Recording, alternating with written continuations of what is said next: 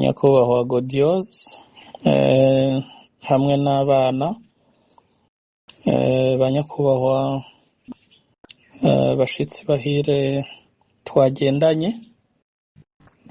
ndavuga nyakubahwa Directeur General adjoint wa Manake, Président du Conseil d'administration DAFE, Présidente de la Commission itegura imanza muri Manake, Honorable Revocate muserukira Manake mu gisagara mu ntara ya Bujumbura, n'abandi mwagendanye, ndasubiye kubaramutsa kuri uyu munsi igenekerezo rya 14 kwezi kwa gatandatu umwaka w'ibihumbi 2026. Ndi niteka ntangere ryo kubaha pole mwese, ndavuga umuryango na twebwe bo muri Manake kuko murazi ko duheruka kubura uwacu. Rero mu ncamake ntarandiriye canke ntabicishije amajambo menshi, nagomba mere nk'ushinga intahe mu kanya gato cane. Vy'ukuri ndababwire igituma nabahuje n'umuhisi umwubahwa cane, mbere bingora no kuvuga mu mazina, ariko ndababwije ukuri aho twamenyaniye. Je twamenyanye mu bihumbi 2011, murumva ko imyaka ihaciye si mike. Ntabwo yari mike kuko twamenyaniye mu Kayanza mu bikorwa vy'akazi nari nsanzwe njejwe mu gihugu, mu nama iraho intervene aramfasha kugira ngo abantu bumve ivyo nariko ndasigura vy'imigambi y'igihugu n'akarere mu bijanye no kumenyekanisha amashuri. Rero nawe yari umuyobozi ico gihe kumusema. Noneho rero muri iyo nama y'abayobozi twahuriyemwo, tubandanya rero ubucuti, turasabana amanimero. Niwe muyobozi wenyene nibuka ko navuye aho duhanye nimero, tubandanya ibiganiro gushika aciye muri parcours zose yagiye acamwo. twaba turi kumwe. Ico nshaka gushinga intahe ngaha no kuntu yicisha bugufi. Iryo niragi jewe novuga ko namukuyeko ansigiye. Sinza kuvuga vyinshi kuko wosanga nkumbure n'umwanya utabonetse, kuko ntawuvuga ivyiza vyiwe ngo abiheze. Ariko kimwe muri ivyo cankoze ku mutima, novuga ko ari nk'ibintu bibiri. Icambere n'ukuntu agenwa kubabura amatari mu Kayanza, yansavye ko ndamuherekeza nkamufata ukuboko, nkamurandata, nkamushigikira, nuko nkamuba hafi. Twaraye ku gitanda kimwe muri hoteli yitwa Le Paradis mu Kayanza. Ico kintu carankoze ku mutima cane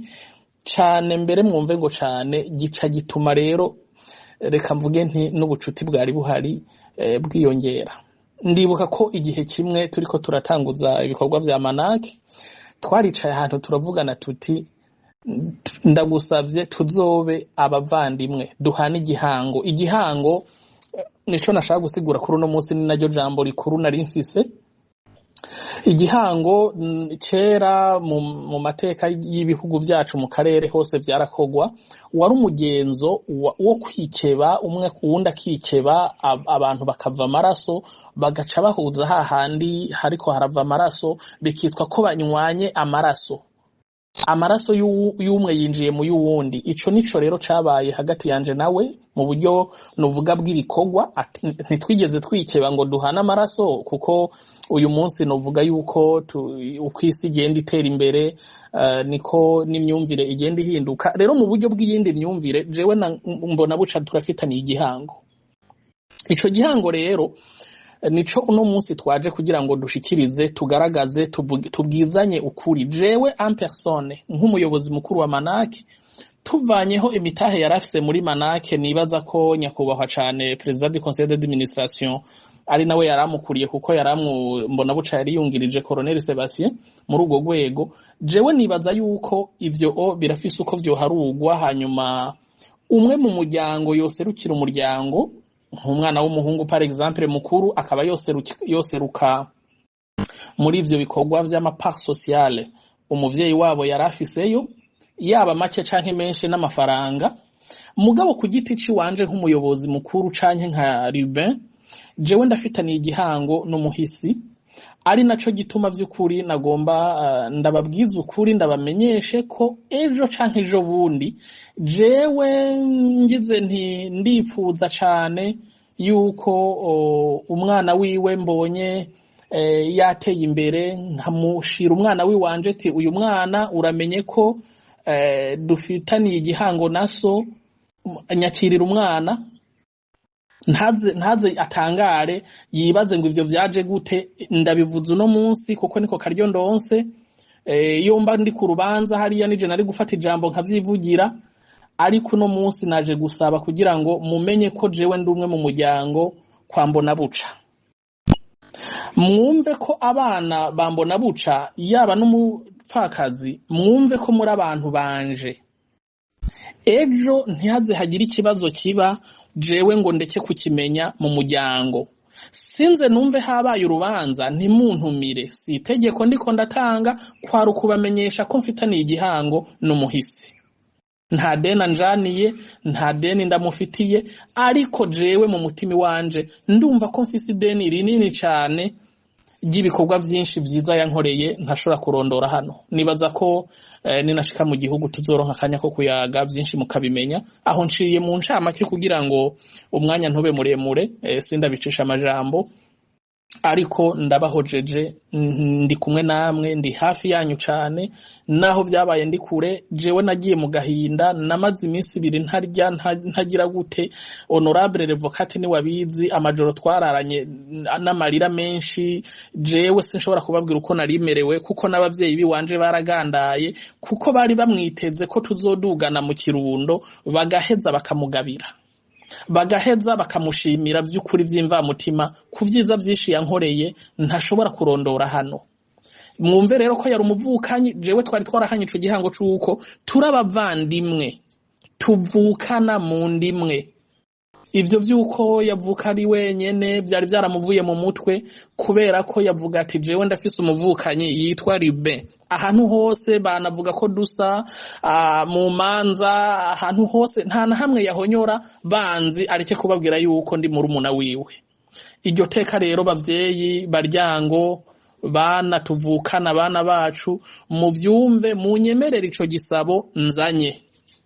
kwizina rya Manake naho yakoze ibikorwa byinshi cyane ngira ngo nibikorwa vya Assemblée Générale duherukamwo mwarabonye ko ari we yararongoye de ceremony ari wasigura Manake carico ingene ahumuriza abantu ko bo kwizera Manake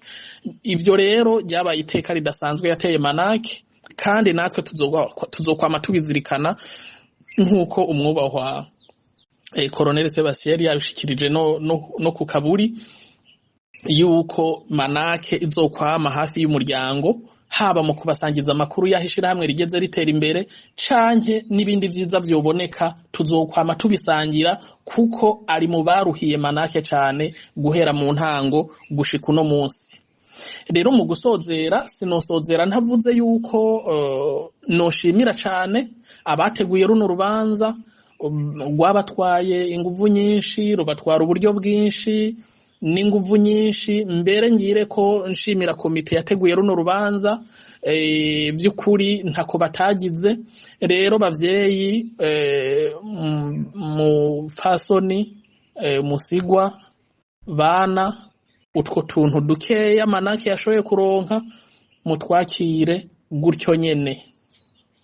mudushimire uko nyene tungana nta duke tubaho tuvuye ku mutima je nibaza yuko buke buke uko tuzogenda turabana hafi tuzogenda dusangira vyaba ivyiza canke ingorane haba mu magorwa canke mu mahirwe kuko ni ku muryango umera. Manake rero vyarabaye umuryango ntibikiri ibintu vyo mu bipapuro gusa, ubona ko amashirahamwe menshi usanga ari nk'ibipapuro gusa, abantu bapfana inyungu z'ivyo bakuramwo, ariko twebwe muri Manake twararahiye turarengwa yuko gitegerezwa kuba famiye, gitegerezwa kuba umuryango, ku buryo umwe akozweko twese twumva ko tubabaye. Birambabaza gose rero iyo hari abantu bamwe usanga birengagiza ibikorwa nk'ibi, nico gituma mubona bavyitabiriye ko narabishizemwo inguvu nyinshi, ariko kandi n'abandi baradufashije. Nkizera rero yuko Imana ishishikara kubahoza, nanje ndasubiye kuba